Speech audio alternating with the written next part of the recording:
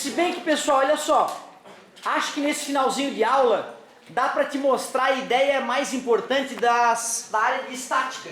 E aí na segunda aula a gente faz uma aula de gravitação universal.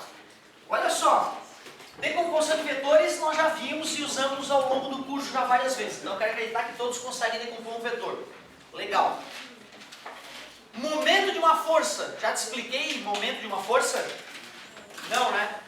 Para que a gente consiga falar de estática que estuda os objetos em equilíbrio.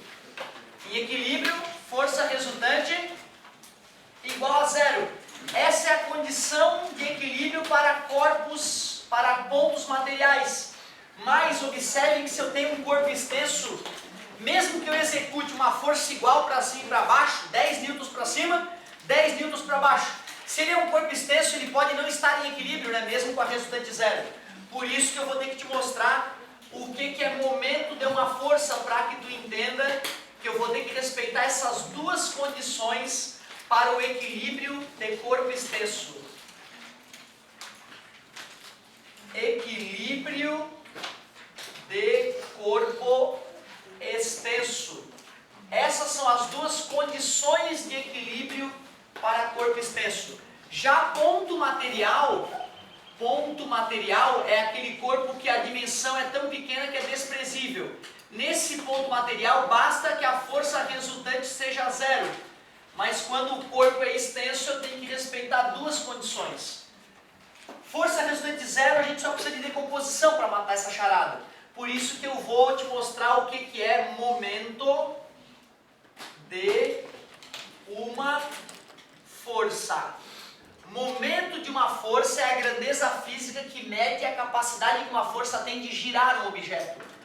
Toda hora nós temos que girar objetos na nossa vida, né? Seja girar uma cadeira para poder sentar, seja girar a maçaneta da porta para poder abrir ou fechar a porta, ou a própria porta.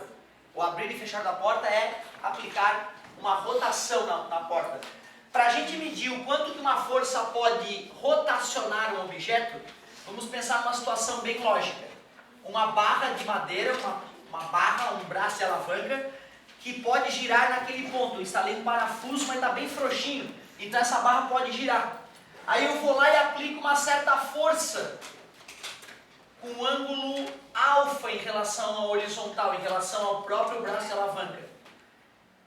Vocês têm que estar preparados que sempre que a gente encontra uma força oblíqua, tem que ter já o cacuete de decompor automaticamente. Fx, pontilhada paralela. Fy. Eu te pergunto, qual dessas parcelas de F fazem a barra girar? Faz a barra girar. Fy, né? Fx, todo mundo sabe que se eu puxar uma barra que está na horizontal, ela não vai ir para cima nem para baixo, ela não gira. Então quem está realizando o momento é o Fy. Qual é o valor desse momento? É só pegar o braço de alavanca, que é a distância do ponto de giro ao ponto de aplicação da força. Distância essa que tem que ser medida perpendicularmente sempre à força. E multiplicar a força que aplicou o momento pelo braço de alavanca. Nós sabemos que a Fy poderia ser encontrada fazendo F vezes seno do ângulo, já que está sem ângulo. E se eu substituir então na fórmula anterior, depois de reorganizar os elementos da fórmula, eu chegaria a essa equação. Cuidado, pessoal! Na maioria dos vestibulares, simplesmente vem que momento é força vezes braço de alavanca. O vestibular entende que o aluno tem que saber que esta força deve ser perpendicular ao braço de alavanca. Caso não seja, o próprio aluno deve decompor. Tem vestibular que já traz a fórmula com o seno embutido. Ou seja, o vestibular está sinalizando, olha, né, já vou decompor para ti, já vou te dar essa colher de chá. Cuidado, cara, se o ângulo fornecido não fosse o ângulo com a horizontal, fosse o ângulo com a vertical, em vez de seno seria cosseno. Por isso que te agarrar numa fórmula dessa sem pensar é perigoso. Ela foi deduzida considerando que o ângulo entre a força e o braço de alavanca estava medido, né, diretamente. Faz a direção do braço de alavanca, faz a direção da força, mede o ângulo entre o braço de alavanca e a força. Aí pode usar a fórmula sem medo de ser feliz. Cara, A situação mais delicada que poderia nos aparecer depois que eu te mostrei a fórmula do momento seria uma situação onde eu tenho várias forças atuando. Eu tenho uma força 1, eu tenho uma força 2, eu tenho uma força 3. Vou fazer ela bem aqui no meio para vocês não terem motivo para reclamar. Uma força 3. E eu tenho o braço de alavanca separado em vários pedaços aqui. Eu digo, por exemplo, que cada pedaço desse tem 1 metro. E digo o valor das forças, 20 newtons, 10 newtons, 30 newtons. Digo que esse ângulo aqui é 30 graus, por exemplo. E aí eu pergunto, qual é o momento resultante atuando na barra em relação ao ponto G? Tu vê, né, cara, nesse caso nós vamos ter que usar o que a gente chama de teorema de Varignon, ou Varigon. Eu não sei se é a origem italiana, né? Se for italiana é Varignon. Teorema de Varignon diz o seguinte, que o momento resultante atuando no objeto é a soma dos momentos das várias forças que atuam no objeto. Então toma cuidado, não vai somar as forças e calcular um momento só. Calcule os vários momentos e depois some os momentos. Só que observem, gente, quando a gente vai fazer um objeto girar, a gente pode fazer ele girar num sentido ou no outro, e aí o aluno tem que decidir qual momento é positivo, qual momento é negativo. Nesse caso, eu vou dizer que girando para a direita, no sentido anti-horário, perdão, é positivo. Portanto, no sentido horário, o momento seria negativo. Isso é pessoal, tá? O vestibular até pode te pedir, sabendo que o momento positivo é no sentido anti-horário, mas é pessoal isso. Quantas forças estão atuando na barra? 3. Então, o momento resultante em relação ao ponto G vai ser a soma desses momentos dessas 3 forças. Eu vejo que muitos alunos cometem erro na hora de selecionar qual força gera o momento positivo, qual gera o momento negativo. Os alunos estão acostumados a trabalhar com força. E força é fácil, né? Por exemplo, para cima é mais, para baixo é menos, mas momento não é assim, gente. O momento, 2 forças para cima podem gerar momentos com sentidos opostos. Dá uma olhada, ó. Força para cima gira no sentido positivo e força para cima que gira no sentido negativo. Tá vendo que perigo? Então, o momento, tu tem que dizer para onde é que o giro é positivo, para onde é que o giro é negativo. Não tem essa de para cima é mais, para baixo é menos. Isso é força. A força F1, ó. Segurei a minha barrinha no ponto de giro, tá vendo? E fiz a força F1, positivo ou negativo? Obrigado, momento positivo. A força F2, negativo, girou para o sentido negativo. E a força F3, também ficou positivo. Legal. Momento resultante em relação ao ponto G é igual força vezes braço e alavanca, força vezes braço e alavanca. Opa! O momento 3 ali não vai ser força vezes braço e alavanca. Eu tenho que perceber que só a F3Y vai gerar o momento, né? Pois não. Poderia explicar de novo o que é o negativo? Claro, meu amor. Tu vê, ó.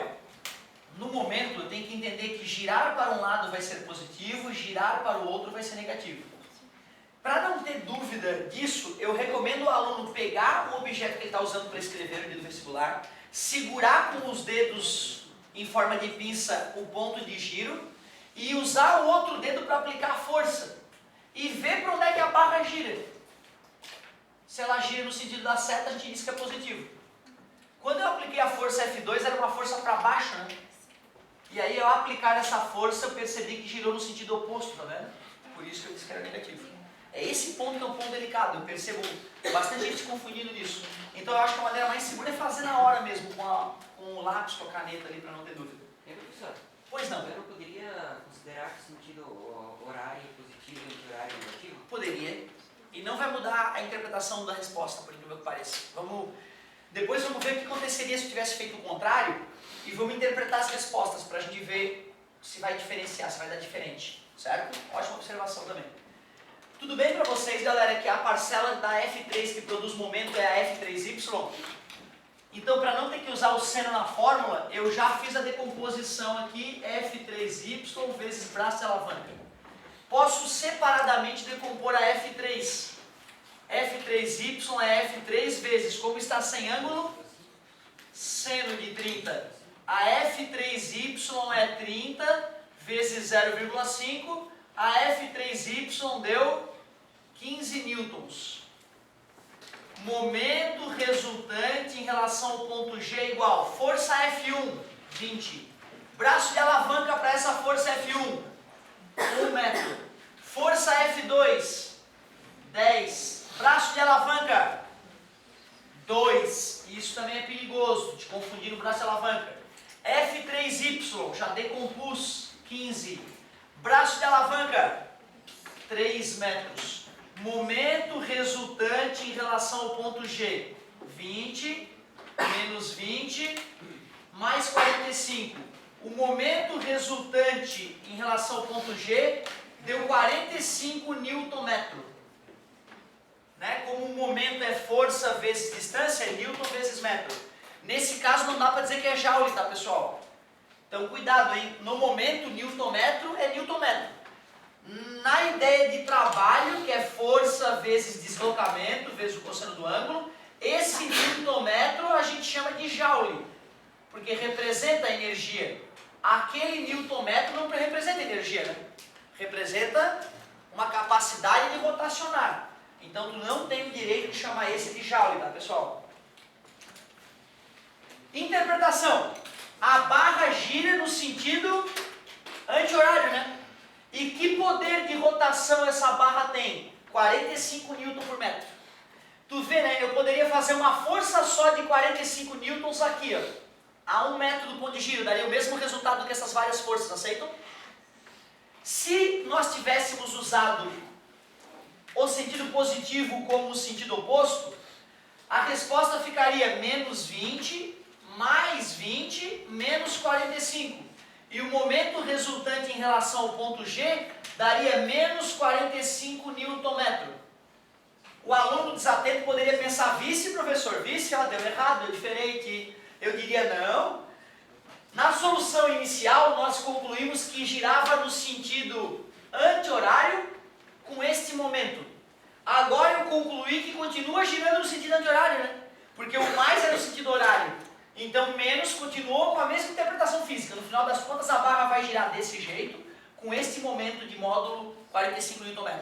Por isso que o vestibular pode deixar à vontade para fazer a seleção do sinal. Certo? Se fosse uma questão discursiva, no final nós poderíamos escrever a barra gira no sentido anti-horário com momento resultante de módulo 45 Nm. Independentemente de ter selecionado um sinal positivo ou negativo para um lado para o outro, a resposta final seria idêntica, né? Eu demorei muitos anos a perceber por que eu podia selecionar os sinais. E tá aí a prova. Tu pode selecionar qual é o sinal que é positivo, qual é o negativo, que a interpretação física da resposta é a mesma. Cara, na próxima aula, antes de começar a gravitação universal, eu vou fazer 2 exemplos clássicos de equilíbrio de ponto material e equilíbrio de corpo extenso. Passados esses exemplos, eu vou considerar que aí tu vai ter que treinar com as listas, com o livro, para a gente depois fazer mais exercícios. Muito obrigado pela participação e atenção, daqui a pouco estamos juntos.